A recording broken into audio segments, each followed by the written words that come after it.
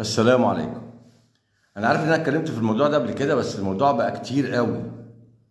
ان البنات عاملين صفحات على الفيسبوك، والقارئة مش عارف مين، والمداحة مش عارف مين، والكلام ده كله، الكلام ده كله حرام. هيبقى الحرام حرام ولو فعله الناس جميعا.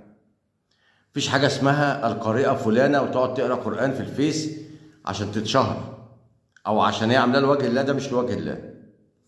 انت بتعملي كده سيئة في صورة حسنة، تعملي سيئة على انك بتعملي حسنة. مفيش واحدة تقعد تمدح في الترماي ولا في القطر المسكوا فاح المسكوا فاح ونجيبوها ونقول الله دي بتمدح رسول الله. الكلام ده حرام. العلماء كلهم قالوا ان المرأة لا يجوز لها ان تقرأ القرآن على الملأ، ولا في الإذاعة ولا في التلفزيون ولا في الفيسبوك ولا الكلام ده كله، ولا تمدح. الدين عندنا مش على المشاع، مش كل واحد يعمل اللي على كيفه.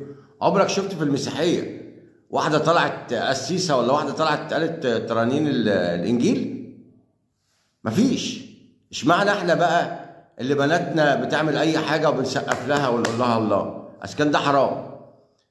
حرام الست تصلي في الشارع على صلاة التراويح، حرام شرعا، بتبقى آثمة. حرام الست تصلي في الشارع أصلا لو فاتها صلاة. حرام الست تقول مدح أو تمدح. حرام الست تقرأ قرآن على الفيس أو على الملأ. دي حرام، ربنا اللي محرمها ورسوله. ما اتاكم الرسول فخذوه وما نهاكم عنه فانتهوه.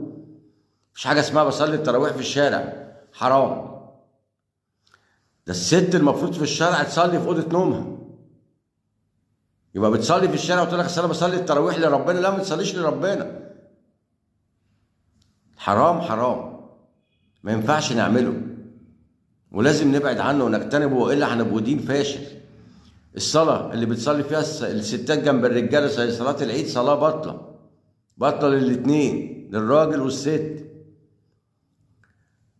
فما تفعلوش الحرام على انه حلال.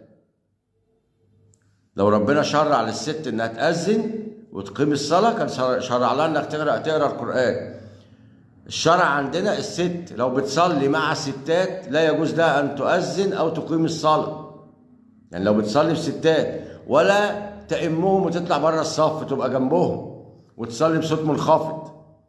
تخيل انت بقى انها بتصلي بستات ولا يجوز لها شرعا انها تأذن او تقيم الصلاة.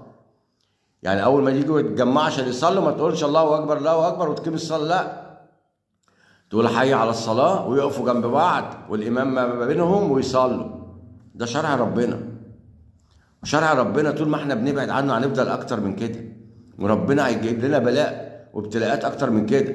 شرع ربنا طول ما احنا بنفتكس على كيفنا هيفضل فينا نعمل، ربنا يعمل فينا اكتر من كده.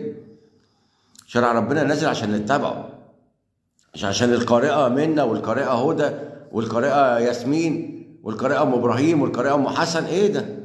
ايه التهريج ده؟ ديننا بقى على المشاعر، واللي عايز يعمل حاجة بيعملها. انا عارف انه مش بيسمعني كتير، بس انا بعمل الشهادة دي لله، وعارف ان العلماء كلهم اتكلموا في الموضوع ده، وبرضه بعملها لله. اللهم بلغت، اللهم فاشهد، يتوب علينا ربنا.